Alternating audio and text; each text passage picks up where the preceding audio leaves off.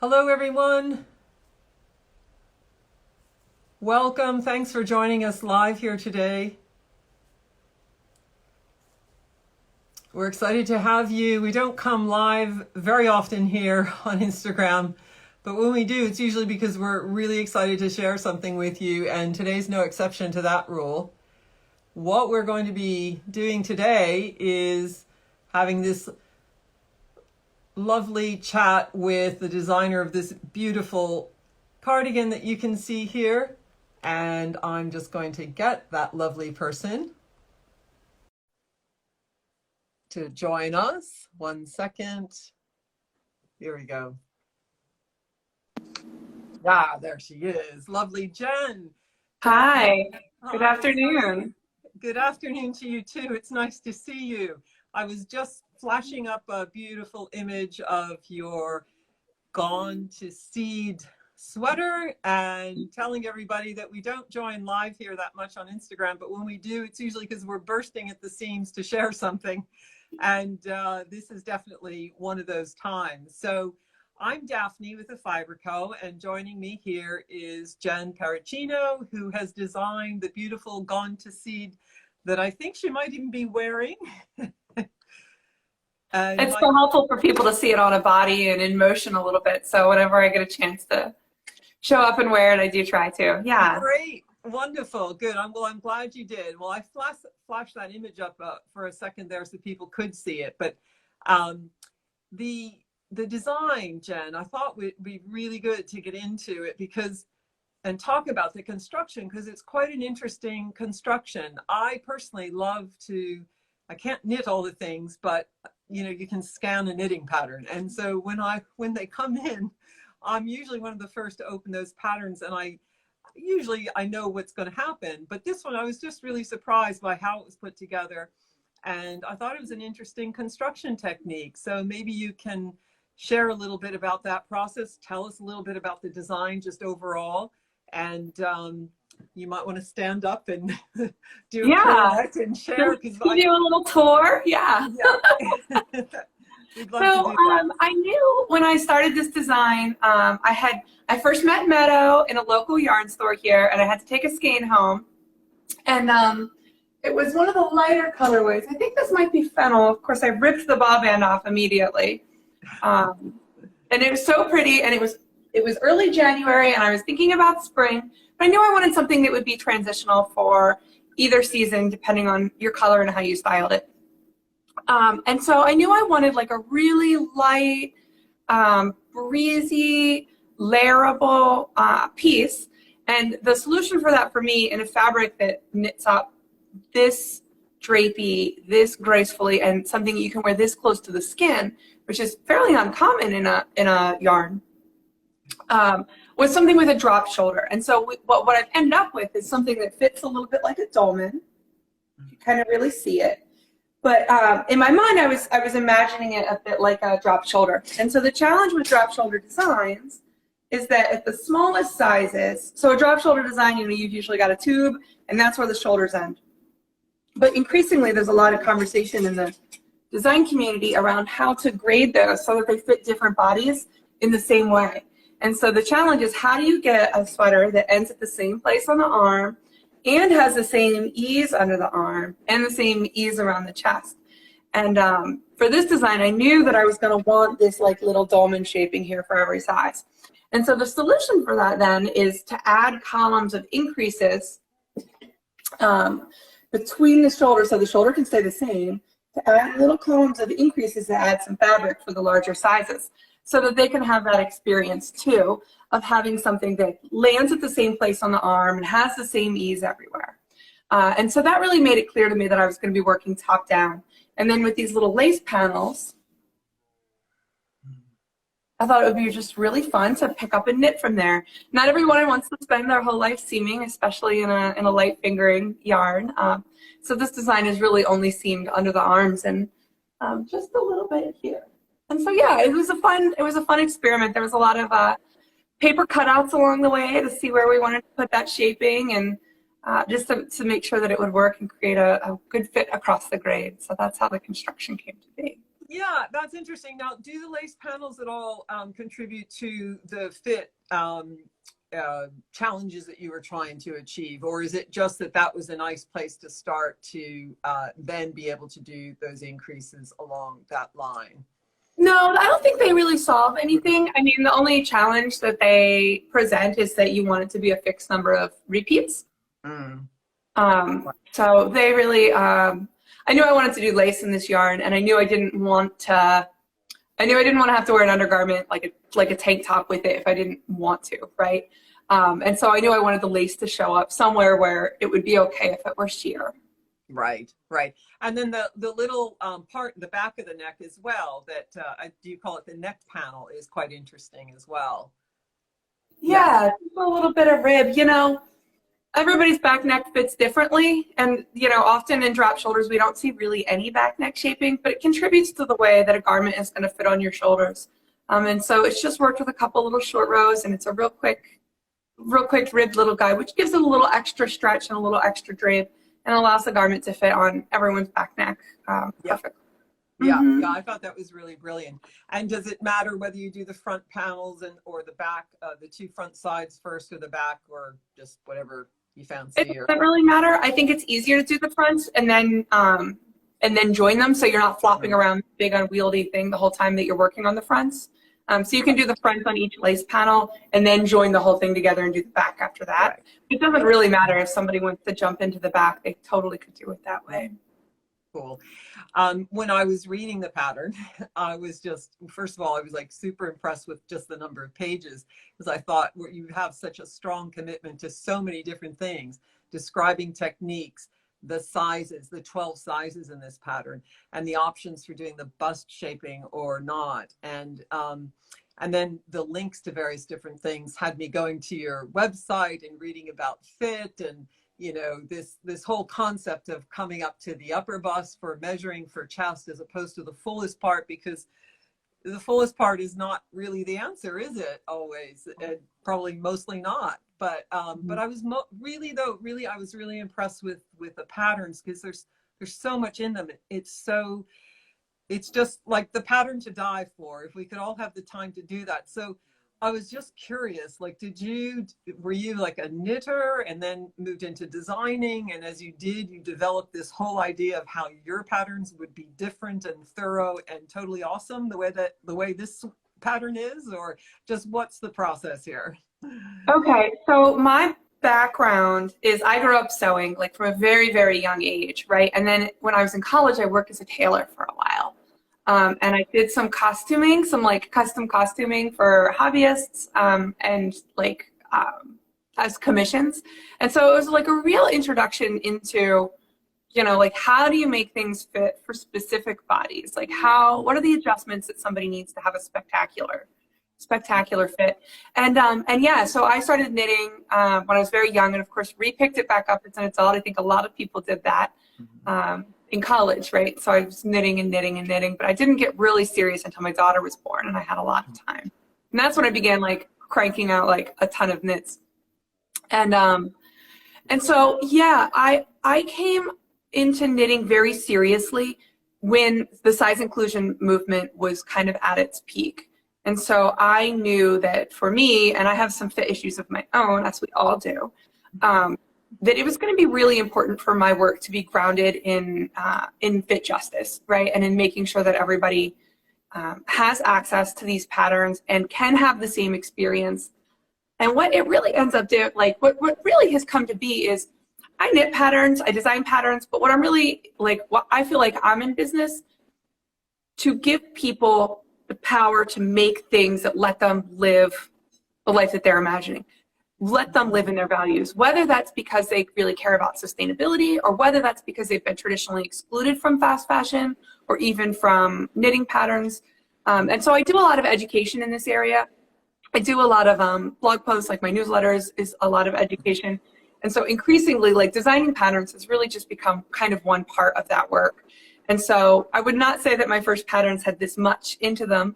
It's definitely been learning, but once you learn something, you can't unlearn it. And then it's impossible for me to be like, I'm not going to offer that, right? So like once I added bust shaping to one pattern, I was like, well, how could I not give people this? It makes the fit so much better. How could I not include it? It feels like I would be depriving them. So that's kind of how we got here. I don't know that it's the most financially sustainable decision to make patterns that are this involved and take this much work, but it's a gift to the community.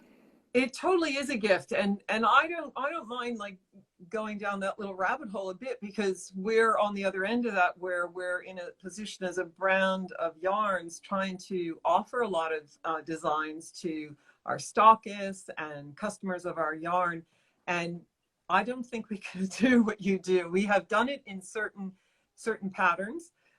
We have one called the one sweater pattern, for example, that has 15 sizes, and we tried to teach that. We put a lot of thought and effort into it, and we did it with our one sock pattern. But when we're putting out calls for submissions and working with what is contributed, it's really difficult to manage a big whole collection like that and still run a yarn company too. So one of the things that I've noticed with designers like yourself, that this is all coming up and we're all improving slowly but surely and adding a little bit more into it. But it's really been driven by the indie designer community, which, so we have you to thank, and others who have had that commitment and are just finding a way. And I'm not saying that, you know, you have all the time to do it. I'm just saying that it is really just an amazing commitment that I'm seeing from, you know, individuals who are coming in and designing and saying, well, I'm gonna make this, you know.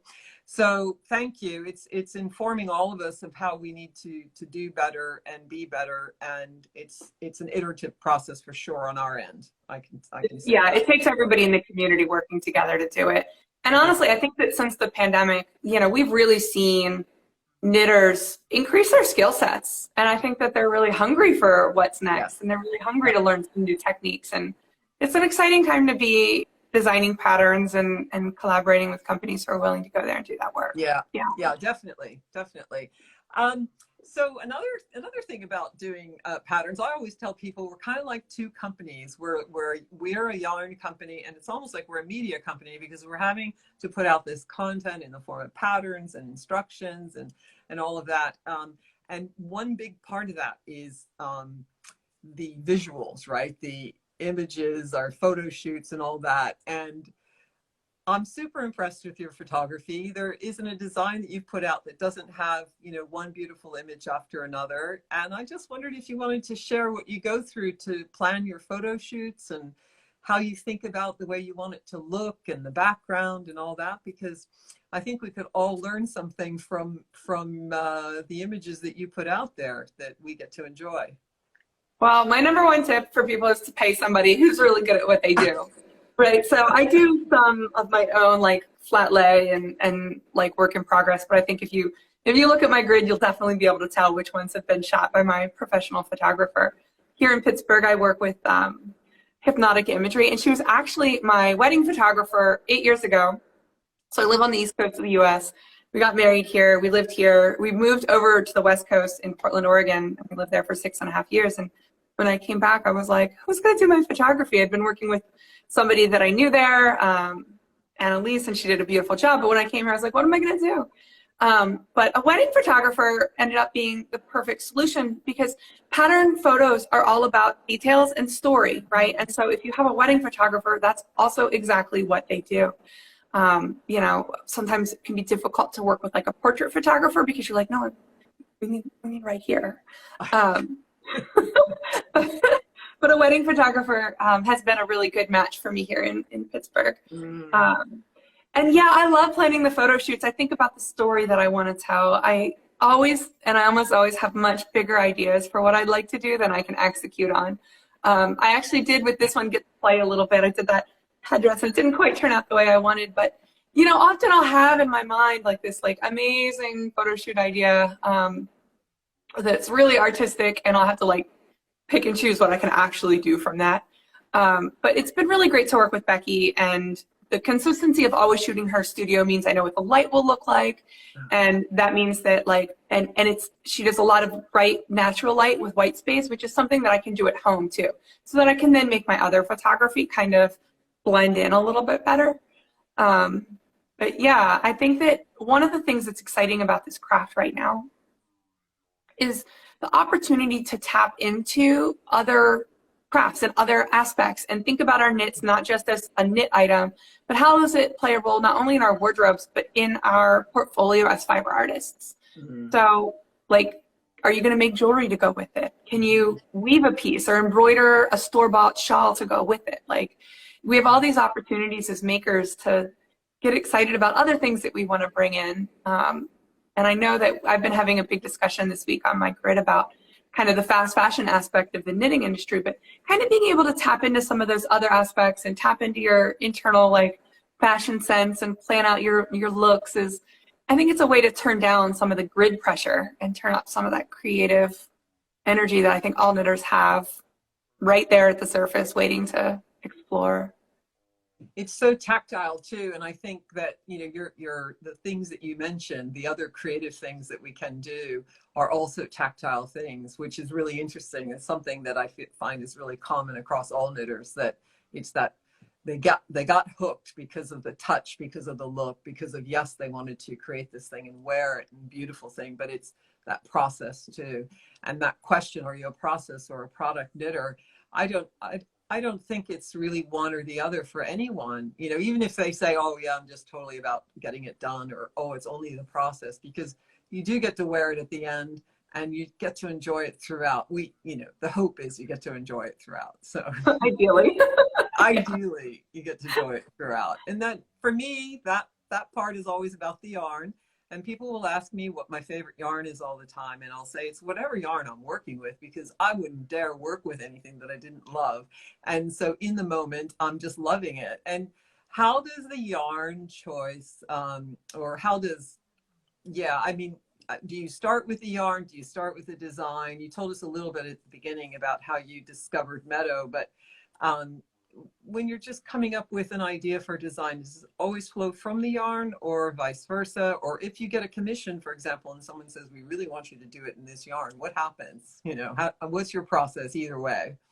Yeah, it's really fluid. It's not always the same, right? So if someone's like, hey, I'd love for you to work with this yarn, I want to meet the yarn, right? I want to swatch with it. I want to try a couple stitch textures, and then sleep on it for a couple nights, and something will usually come up. But for the designs themselves, I get a lot of inspiration from my audience and what their needs are. So a lot of them have shared with me that they prefer working in lighter weight yarns. They get hot. My audience tends to be a more mature knitter. Many of them have temperatures that vary greatly throughout the day. And so they are looking for designs that will meet those needs. Or they work in offices, right, where they need to be able to take off a layer without looking like they're getting undressed in the middle of a Zoom call. Buttons, please, they say to me, buttons, please. And so, and my audience is really interested in natural fibers. Many of them will also work with superwash. We don't have a lot of yarn snobs around here, but they do, when possible, prefer to work with natural fibers. Not only do they help us regulate our temperatures better, there's a lot of values here around natural fibers. And so I would say the yarn plays a big, the story of the yarn and who the yarn is in its soul plays a lot into the design itself. Then I also get I teach a wardrobe class, and often in that we work from not like what's out there, what are you going to go get, but like what would you like to exist, and then go find it. Like, what do you need? Right. And so as we're going through that process, a lot of the times participants will describe something and I'm like, I can make that for you. And then it just becomes a matter of like mashing up yarns that I fall in love with the needs that my audience has told me about. So yeah. Oh, that's really fun. That's really the wardrobe class that you teach. Is it for people to make their own things, or how to go acquire pieces for their wardrobe? How does that work? It's geared towards knitters, and I would say it's a solid mix, right? And really, it could also be for crocheters or sewists or anybody else who makes their own clothes. I would say it's a mix of people who are in there to figure out which patterns to knit, and people who are like, why do I have all these things that I love that I can't figure out how to wear, right? So sometimes it's just a matter of like, what do I need that goes with this? Because it's a total portfolio. It's not ever one, right? Whatever we wear, you can say it's a hand knit wardrobe, but we rarely mean hand knit shirt, pants, and socks all at the same time, right? And so it can even be for people who are accessory knitters and want to make sure that they have clothing that goes with those accessories. Like, you know, not everything looks great with a hand knit shawl. That is so true. That is really true. I love that you kind of focus on makers, you know, knitters on the wardrobe planning. Do you teach it online, or do you teach it in yarn shops, or how do you deliver that course? Yeah, I teach it online, and I do have a couple sessions coming up this fall that have open spots. And I think I'm going to be teaching it live. I'm still waiting to hear back from a couple of people this fall. So there might be a couple mid-Atlantic spots here where you can come and learn with me in person. So more to come on that.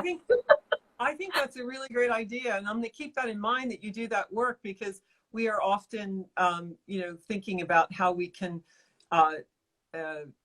do more with what we already have, or not new for new's sake. And so we've talked quite a bit about going into our back catalog and saying, you know, well, we have all of this great work already. Why do we have to do more new all the time, for all the resources that it takes? And we've talked about part of that being maybe showing different ways to wear things, but also showing someone how this piece could fit into their wardrobe, or how that one could fit into them. So I'm going to keep that in mind, that you kind of offer a course along those lines. That's really fun. People are hungry for that.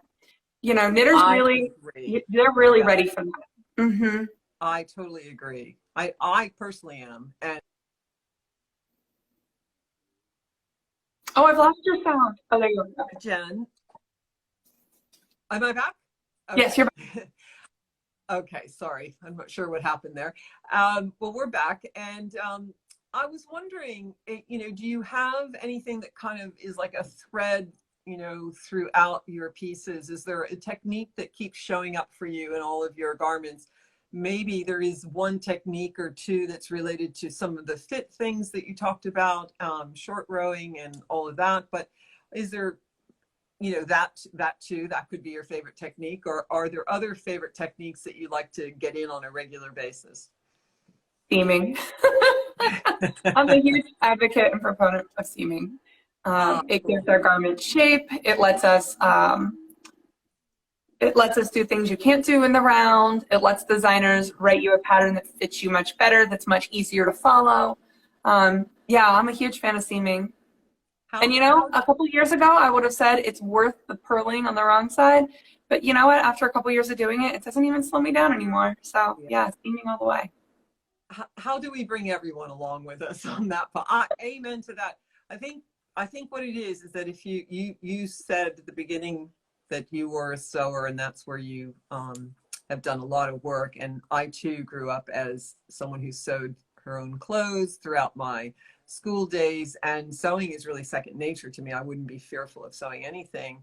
But I think it was just because I started so young, and I have really tried to think about how to help people not be fearful of sewing, because it is not across the board that everybody can sew. And I think that's where that in the round must be everything in the round. I can't do any seaming thing comes from. But there's so many reasons to seam. And I have, you know, I've just wondered how to get that message across sometimes. And it's not straightforward. Sure. It's not. And, you know, and there are people who, like, when they're done knitting, they just want to be done. Like, I like to say, there's no one way to love knitting, but seaming it adds a lot to your repertoire. And there's some wonderful tutorials out there. I do link to them in many of my patterns, because it's helpful to learn if you've never done it the first time from somebody who can show you exactly where to put that needle. I do hear from people that that's the most intimidating thing. It's like, where do I put the needle? So it just takes one first step, right? Yes. Yeah. Just maybe some more education is really what it takes. Jen, you have delighted us with your Gone to Seed, really from the beginning. I just wish I could show everybody what your submission looked like for yarn support. It was an incredibly beautiful submission. We knew it was going to, we all squealed around here when it came in, and we just said, where, you know, who could possibly say no to this? how soon can it get out there into the world? This needs to exist. And we were so excited as we got close to the time, and can only just thank you a million times for it. I wonder if before we kind of sign off and let everybody go on their way here, if you wouldn't mind standing one more time and showing anyone who wasn't here at the beginning just how beautiful Gone to Seed is. Yes, I will. So quick. Oh, lovely. You here? Yeah, beautiful. That those lace panels are gorgeous. Yep. Yeah, they have some shape, right? They give it a little. Somebody says it has Art Deco vibes, and I thought that was a really fun perspective. Yeah, the lines certainly do. Yes, good. Well, I just want to thank you so much for bringing this beautiful work. Not just this one, but all of your work, your incredible patterns, and all of the tutorials and the education you do. It's humbling, really, for us to see the work of an individual out there be so strong in the areas that we are only hoping to aspire to one day. And you're motivating us to do better every day. So thank you for that. And well, it's really been a pleasure to work with the Fibre Co and the team, and the yarn has been such a delight. You know, just the process of working with the testers and having them gush over the yarn every time. It's really been a lovely experience to work with you too. So thank you. Well, let's stay in touch and keep sharing, and I'm going to look for one of your classes online for wardrobe planning. I think that's really a great idea. Thank you. It sounds fun. I hope to see you in there. Yeah. Okay. All right. Jen, thanks so much for joining us. Thank you for having me. You too. Bye, everyone. Bye. Bye-bye.